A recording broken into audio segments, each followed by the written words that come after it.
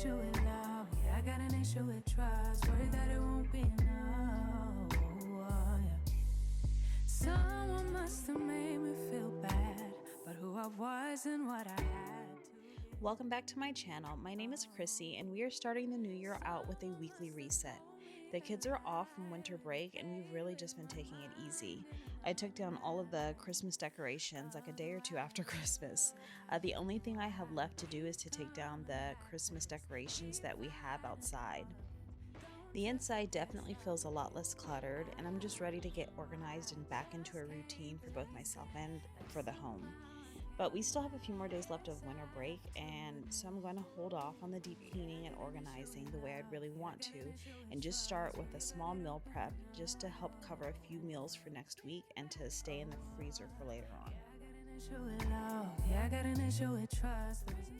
There's nothing worse than walking in the kitchen to cook and needing to clean before you can get started. Thankfully this day it wasn't that bad, but it's only because I used the dishwasher. Growing up, we never used the dishwasher. We stored all of our Tupperware in there. So let me know, I'm curious, how many of you use the dishwasher? How many of you wash your dishes by hand? I don't know, is it common to store things in the dishwasher?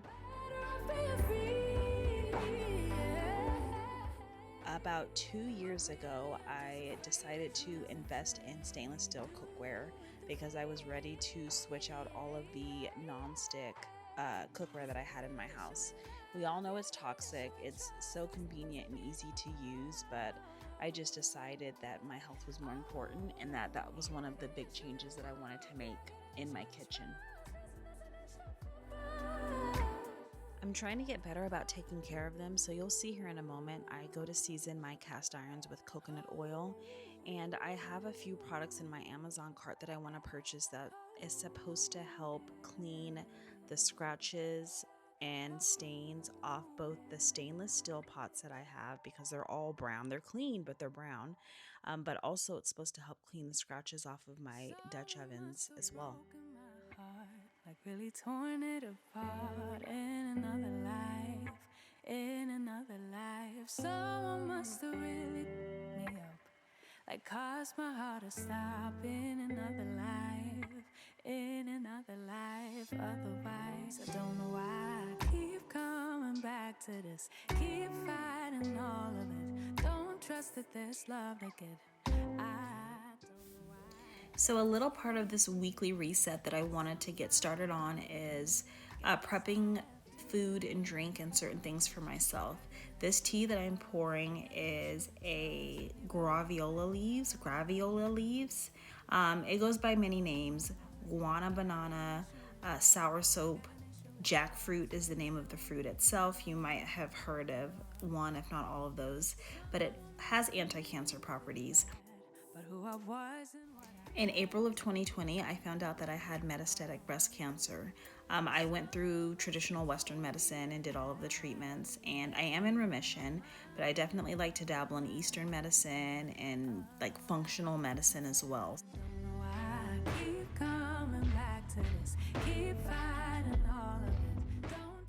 I also prepped myself a batch of coffee, but it's not for drinking, if you know what I mean. I did strain it 1 or 2 more times off of camera. After I ran it through the strainer here, I put it through a mesh-like nut milk bag to make sure that I removed all of the sediment that was left in the bottom of the coffee. Oh, yeah, I got an issue with love. Yeah, I got an issue with trust. The reason doesn't mean no. It keeps feeling like everybody keeps winning. The world keeps on spinning, but without me, oh, it keeps feeling like I still blind. After giving everything a really good scrub down and feeling like it was clean, I went ahead to prep my chicken. Now, whether or not you wash your chicken or not, that is up to you. I'm not gonna go to your home and judge you, but I did wash my chicken. You do what you want to. I definitely want to get away from using bleach in the kitchen. I actually rarely do, but in days like this when I'm batch freezing and I've got chicken kind of like that, I like to bleach out the sink when I'm done. So one thing that I started doing many years ago was trying to slowly switch out things in my lifestyle for like low tox items, so switching out deodorants, cleaners, and stuff like that. I do it for a little bit, and I'll be honest, sometimes I kind of fall off the wagon and go back to what's convenient and inexpensive, because especially with the way things are going right now, it's so expensive to eat healthy and to buy, non-toxic cleaners and all that stuff.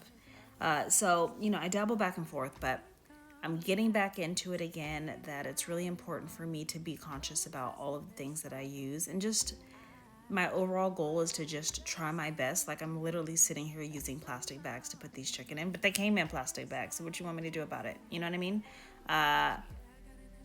You will see, though, on this channel, some of what I plan on doing moving into the next few months is going back to it and switching things out. I've started in a lot of areas. I have switched over most of my plasticware to glassware. And so that when I do cook and store things in the refrigerator, I'm using glassware. And as I said before, I purchased stainless steel cookware, and I stick to using that, cast iron, or Dutch ovens. And little by little, I want to go through different areas of the house and swap out the items that I have for something that's more low tox. I've already kind of like a dabble that way. Like, I buy vinegar by the 3 gallons, because I do most of my shopping at Costco. Or I have like a 10-pound bag of baking soda. And so it's just going back, because I have tons of essential oils, for instance.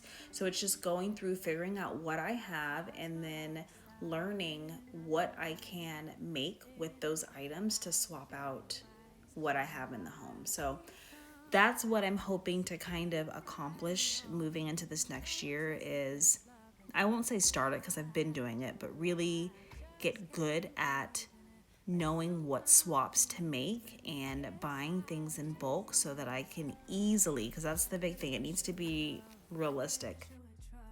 Speaking of making things at home, the seasoning blend that I added to this is my own homemade dry rub barbecue mix. It was delicious. I actually recorded a video and I never posted it. I might redo some of them. I ended up making a barbecue sauce, a ranch, a golden milk mixture. What else? Oh, a sweet Italian sausage, which you'll see later on in this video, but a sweet Italian sausage blend, and something else. And and a taco seasoning, because we do tacos all the time. Most of them came out delicious. The barbecue mix was really good, so I will probably redo that and include the recipe to that one down below. The ranch was good. I feel like I needed to add a little bit more salt to it, and I made a taco seasoning, which was okay. It was okay. I definitely want to try a few more, but this one is so good. And so just using that along with the barbecue sauce, honestly, just using that on the chicken without any barbecue sauce thrown on the grill is so good. It's really good. So I will definitely have to make another one of that coming up soon, because I'm almost out.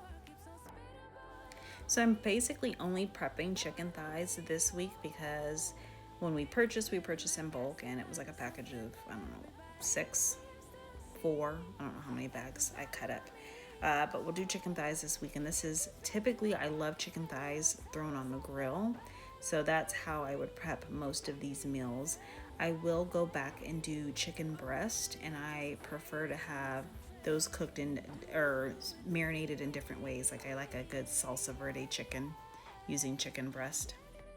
I also like cilantro lime marinated chicken breast, as well as chicken breast that's got like lemon and capers.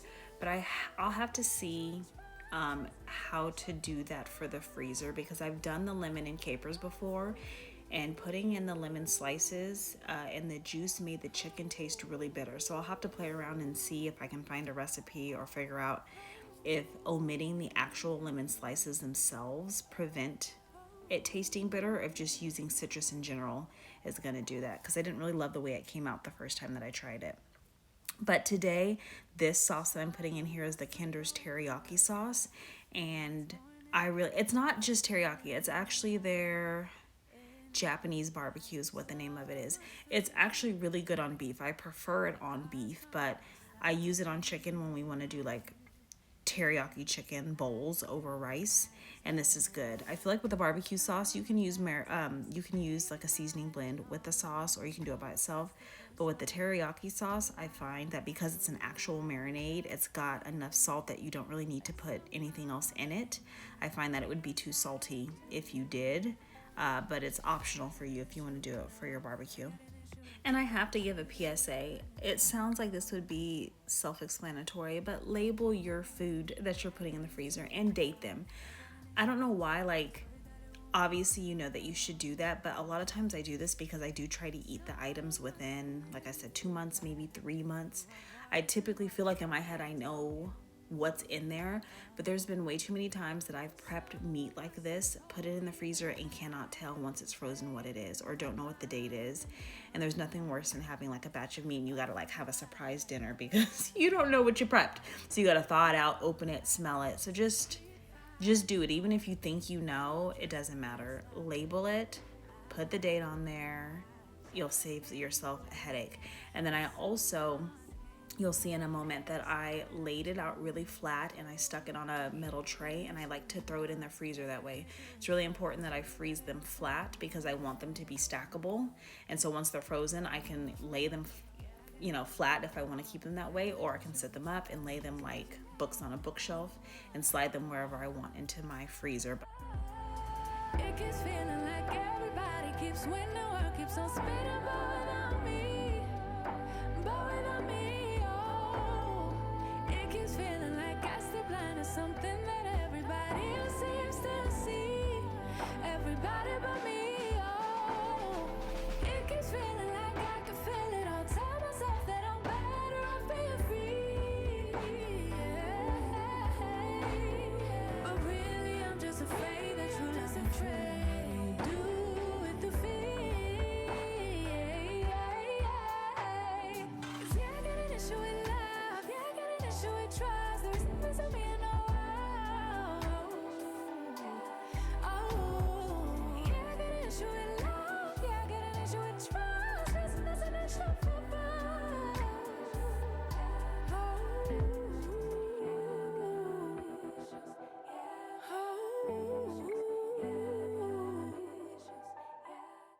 As I said before, I'm out of my taco seasoning blend, my homemade taco seasoning blend, and so I go back and forth between purchasing these two. I prefer the Siete brand of taco seasoning. The taste is better, but the quality of the ingredients is much better. You have to check. It's really common for seasonings to have canola oil as a main ingredient in it. And one thing I have been really good about avoiding is cooking with inflammatory oils, at least at home. I can't control it when I'm eating out, but at home, I don't purchase like canola oil or anything like that at all. And I try to avoid products that have it when I can. So I go back and forth between those two because I really like the Siete brand, but it's like $2.50 a packet, where the Taco Bell is like $1 a packet. I know there's some brands that are 50 cents a packet. And when you're cooking in bulk like this, $2.50 for, needing like 3 packets, 4 packets, 5 packets, however much meat, it's a lot. It adds up quickly. So today I ended up using the Taco Bell because I like the taste of that as well. I forgot to add it in the beginning, but I added some of the crushed garlic and also a can of tomato paste with a little bit of water, and I use that to season up my meat. Otherwise, I don't know why I keep coming back to this. Keep fighting all of this. Don't trust that there's love to give. I don't know why I just can't. After I finished cooking my taco meat, I placed them in multiple containers and set them to the side to cool before putting them in the freezer to be consumed at a later date. In the same skillet, I cooked my ground beef and split that up into multiple meals. One was for shepherd's pie, which was a request by my son, and we consumed that the day after we had pizza. And the other I'm putting aside to make cheeseburger egg rolls, which was a request by another one of my sons. So here it is the next day, and I can't get anything done until I feed the gremlins. After I finished making the taco meat the night before, we had to leave to go to basketball practice, and it's kind of late in the evening. We had leftovers for dinner, which was spaghetti, and then here we are the next day. So my middle child has been telling me or showing me this YouTube short of this guy who cuts the circles out of toast, cracks an egg in the middle, and then makes little crustables with the inserts. And so he got up early in the morning and could not wait for me and wanted to attempt to make it himself. And so he did. All by myself. This is like the chocolate with the extra piece of bread. And this is the egg in the middle of it with some sausage and the extra egg left over. It came out so good, and so I want to pretend that this is like early in the morning, but it's not. It's like 12 noon. I came down and needed to feed my other two who were having a lazy morning, and so I ended up recreating the same breakfast for them as well. In another life, someone must have really picked me up, like caused my heart to stop in another life, otherwise I don't know why I keep coming back to this, keep fighting all of it, don't trust that there's love that good, I don't know why, I just can't believe in it, like somehow I can't commit, guess I have to.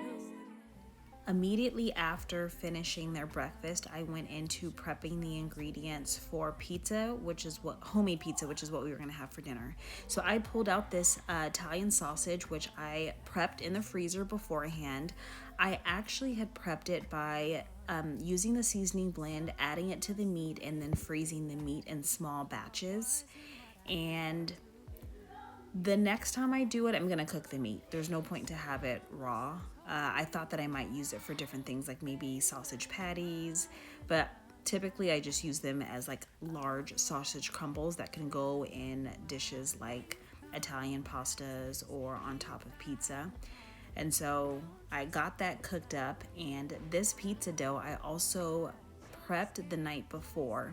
It's from the brand 007 Pizza. I'll include a picture of it because I can't remember exactly how you say it, but you have to put yeast in it and let it sit overnight for 12 to 24 hours. And so I did that, and I went ahead and started getting it rolled out. At this point, it's like maybe 1 o'clock in the afternoon, and I had told my dad that I would bring him and my mom pizza to eat. So I made 3 pizzas for us, and I also prepped one for him that I did half and half. Now, one thing about me is I am no pizza professional, and so you see me struggling with the dough, trying to get it stretched out. I found that the easiest way to get it stretched out, because the yeast in the dough made it want to like retract back every time I tried to roll it, was to hold in the air and let gravity do its thing.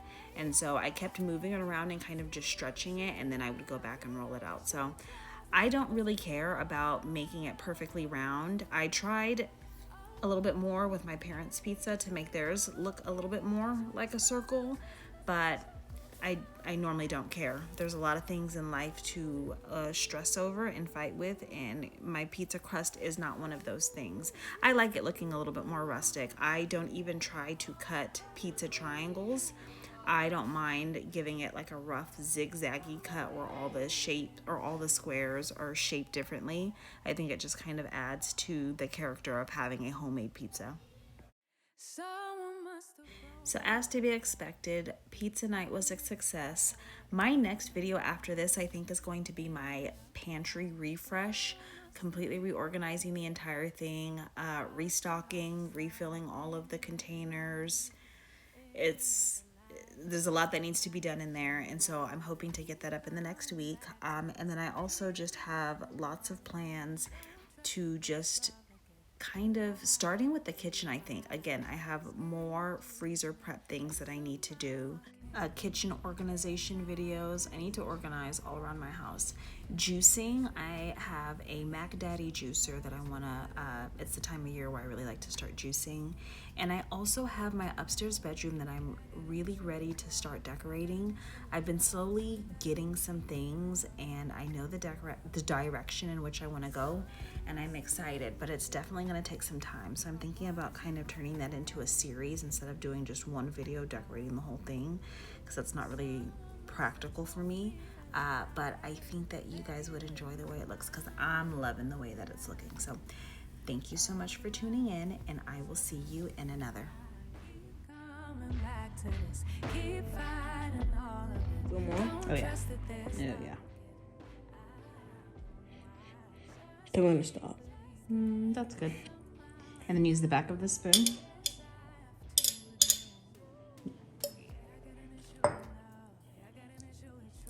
And you can do more. Probably more sauce.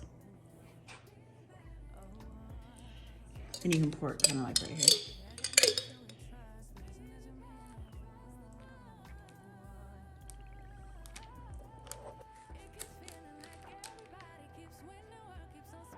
Oh yeah, we're gonna need a lot more cheese. Oh yeah, I'm gonna use that whole bag.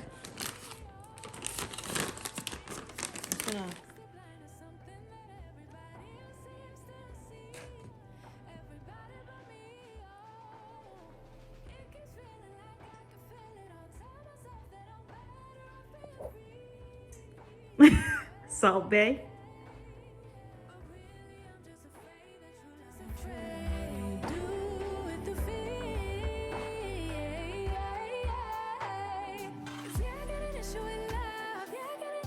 Trust, there's